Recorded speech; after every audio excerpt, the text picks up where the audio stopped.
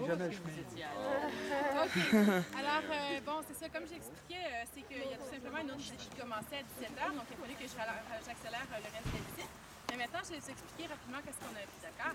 Donc, tout d'abord, quand on a monté les escaliers, après avoir éteint les lumières, dans le fond, on a eu une portion de la visite, on est monté vers le point d'eau. C'est une salle qui avait en fait été creusée, tout comme les quartiers généraux, par les Français avant que les Britanniques arrivent sur le site en février 1916. Dans la salle du point d'eau, il y avait 3 gros réservoirs d'eau. On pompait l'eau des tunnels plus profonds dans le premier réservoir, on la laissait décanter, donc la saleté retombait. Dans le deuxième réservoir, on traitait l'eau avec du chlore et dans le troisième, les soldats pouvaient prendre dans le fond de l'eau fraîche. Okay? Ce qu'ils utilisaient, c'est des petits bidons de métal pour transporter l'eau un peu partout dans les souterrains sur le site. Par contre, les bidons d'eau étaient identiques à ceux des bidons d'essence, la seule différence étant la couleur de la poignée. Bleu pour l'eau, rouge pour l'essence. Donc, dans le noirceur, c'est arrivé que les gens les mélangent et qu'ils aient des mauvais goûts dans leur eau. Okay? Bon, il y avait aussi les tunnels plus profonds que je vous ai envoyé voir un peu vers votre gauche. Dans la région, pour différentes raisons, on peut seulement creuser à une profondeur de 30 mètres. Okay? C'est vraiment le plus creux qu'on peut aller. Ce que les Britanniques ont fait pour empêcher que les Allemands avancent sous terre en dessous de leur ligne, c'est qu'ils ont creusé jusqu'à 30 mètres des souterrains avec des postes d'écoute. Comme ça, ils savaient toujours ce que l'ennemi faisait ou à peu près, et les Allemands ne pouvaient pas aller sous leur ligne de défense principale. D'accord? Par contre aussi, il y avait évidemment des tunnels plus profonds qui descendaient jusque dans nos maisons. On a installé des mines et puis là, ben, justement, on contre-attaquait envers l'ennemi. D'accord? Aussi, ces tunnels-là ramifient en fait vers la droite, vers un autre souterrain très important, en fait, le plus long du site, le souterrain Goodman.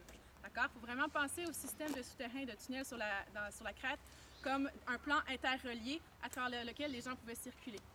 OK? Bien important. Le souterrain Blackwatch que vous avez vu finalement en bas des escaliers avant de ressortir, il y avait une petite réplique du système de rails de bois que je vous ai mentionné. On s'en servait pour remonter la craie à la surface. Vous m'avez posé une question tout à l'heure par rapport à justement qu'est-ce que ça représentait de creuser ici. Le système, pour les 12 km au total que les 13 tunnels et souterrains alignent justement sur la crête, ça a été creusé en 6 mois. À partir d'octobre 1916, donc au moment où les Canadiens ont commencé à arriver, jusqu'à justement avril 1917, avant que la bataille commence. Il y avait des hommes qui travaillaient en équipe de 3 ou 4 pendant des quarts de travail de 8 heures. Il y avait 3 quarts par jour, donc 24 heures sur 24, il y avait des gens qui travaillaient. Okay? Ça représentait pour chaque mètre d'avance sous terre 250 à peu près sacs de craie remontés à la surface. Il fallait la sortir la nuit à travers les lignes de réserve parce que la craie c'est blanc. Si on la laisse à la surface, l'ennemi va savoir qu'on a des opérations souterraines. Donc c'était le travail des Canadiens, ils ne creusaient pas. Eux, ce qu'ils faisaient, c'était qu'ils ramenaient la craie à la surface et ils la cachaient soit dans les cratères de mines, soit dans les points d'eau, sous terre, de toutes sortes de façons. Il fallait vraiment disposer de façon la plus discrète possible. Okay? Par tranche de 24 heures, on avançait à peu près de 20 mètres à l'avant. Okay? Donc c'est pour ça que vraiment, là, 6 mois pour creuser les 12 km sur la crête, là, c'est franchement efficace. D'accord? Le tunnel Blackwatch est nommé ici parce qu'à peu près 253 hommes, si je ne me trompe pas, du bataillon Blackwatch de Montréal ont passé 36 heures à attendre sous terre avant la bataille d'Arras sans pouvoir remonter à la surface. Dans les conditions que je vous ai décrites, vous pouvez vous imaginer aussi qu'ils étaient très nerveux. Il y a probablement plus de gens qui fumaient parce qu'ils étaient stressés. La qualité de l'air devait être misérable. Puis là, au moment de remonter à la surface, ils ont dû gravir justement la sortie, remonter à l'air libre dans la neige et la pluie et le vent. Ils étaient probablement en train d'essayer de rattraper leur souffle parce qu'il y a moins d'oxygène sous terre. Okay?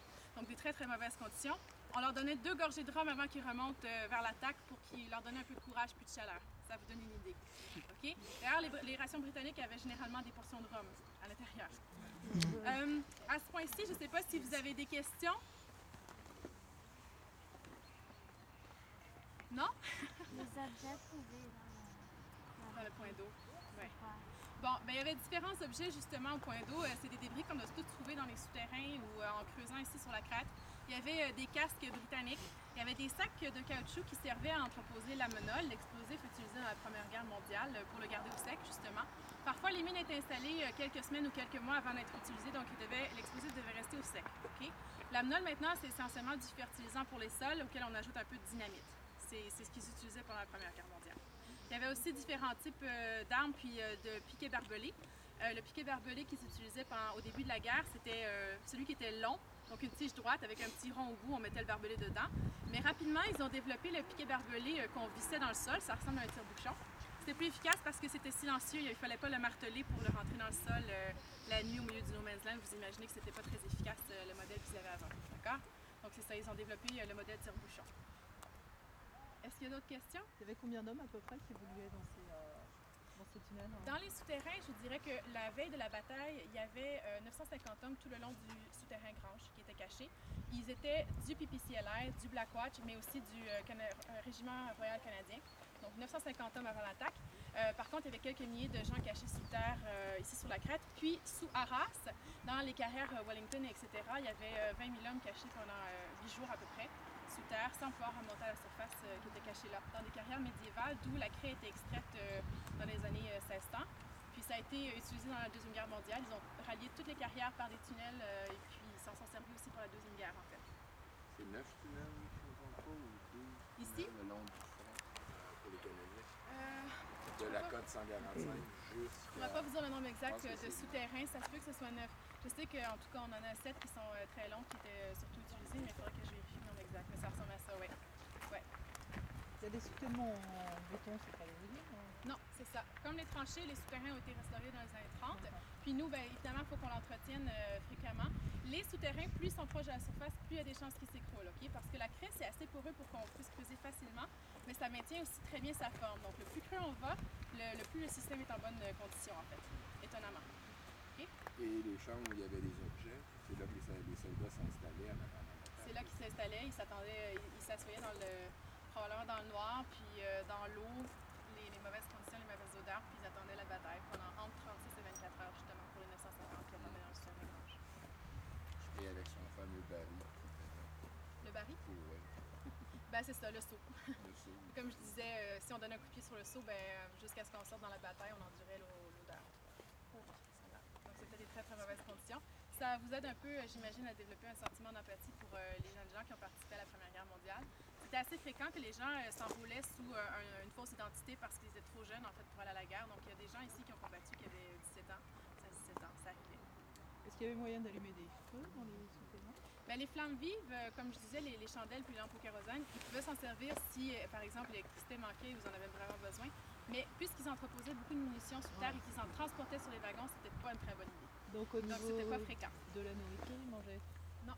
Les rations étaient cuisinées dans les lignes de réserve, acheminées sur le petit wagon à travers les souterrains, jusque dans les différentes tranchées. Et puis généralement, ça arrivait aux soldats, c'était plus chaud, c'était tiède ou c'était froid. Voilà. Par exemple, si on compare aux troupes allemandes, ils avaient des canisses de paraffine qui pouvaient craquer pour les ouvrir. Ça faisait un petit peu comme un petit four, puis ils mettaient feu à la paraffine, ça ne dégageait pas de fumée. Puis comme ça, chaque soldat avait des rations chaudes. Donc ils étaient beaucoup mieux équipés que les troupes alliées. Voilà. Est-ce qu'il y a d'autres questions? Tu sais, les tranchées ennemies étaient vraiment rapprochées. Les quoi? Les tranchées ennemies ou les tranchées Ben, ils d'observation? ont quasiment pas de gagne de terrain. Je comprends pas. Ben, les Canadiens, tu vois, la bataille, elle a commencé ici, à partir de la ligne de réserve, la ligne de défense principale, et s'est dirigée vers le bout de la crête, où le monument est. La bataille est allée dans cette direction-là.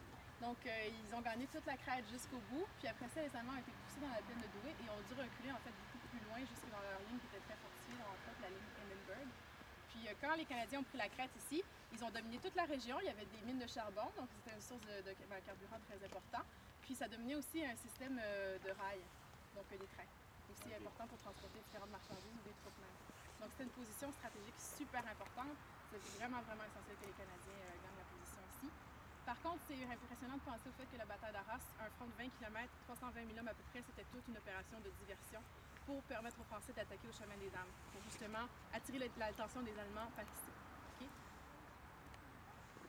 C'est ici qu'il y a eu succès. Voilà, le chemin des Dames, ça n'a pas été un grand succès. Par contre, ici, en dedans de quelques jours, un succès frappant. Et les tranchées de réserve des Allemands étaient éloignées? Plus loin, justement, sur la crête. Différentes de leurs tranchées sont maintenant là où il y a des arbres, donc on ne peut pas circuler partout sur le site. Si vous marchez autour du monument, vous pouvez voir des tranchées préservées. Le petit chemin qui mène à la maison, entre autres, de chaque côté, il y a des tranchées allemandes très, très bien visibles en fer de mesure. C'est intéressant de marcher autour d'elles. Est-ce que tu as dit que le monument était par là? Généralement par là, oui. OK, donc si les Alliés se dirigeaient de cette direction, pourquoi est-ce qu'ils font face aux Allemands par là? Parce que c'est pas nécessairement... Faut pas que tu penses au fait que la ligne était comme ça. Okay? La ligne de défense principale n'était pas nécessairement située comme ça. La crête n'était pas non plus en ligne droite à partir de cet axe-là. Okay? Donc, la crête varie. Et puis, le front canadien était généralement dans cette direction-là. Okay? Donc, ils avançaient comme ça. Ah, OK. OK? D'accord? OK. Ben, en tout cas, je ne sais pas s'il y a d'autres questions, commentaires, insultes, roches. OK. Alors, dans ce cas-là, ce que je vous invite à faire, il y en a beaucoup au sol, on ne sait jamais. Je vous invite à aller voir le centre des visiteurs. Donc, il y a une exposition sur la bataille et l'implication des Canadiens pendant la Première Guerre mondiale. Il y a aussi une vidéo sur la restauration du monument. Il y a toujours un guide sur place pour répondre à vos questions. Puis, il y a un petit livre de signature si vous voulez laisser vos impressions et puis, dans le fond, la trace de votre passage. Prenez une petite épinglette en passant, c'est gratuit. D'accord? C'est juste là. C'est le centre qui est juste derrière moi. Et ensuite, on peut. Marcher au monument, ça, il n'y a pas de problème. Le stationnement ici ferme à 18h, mais celui au monument est ouvert tout le temps.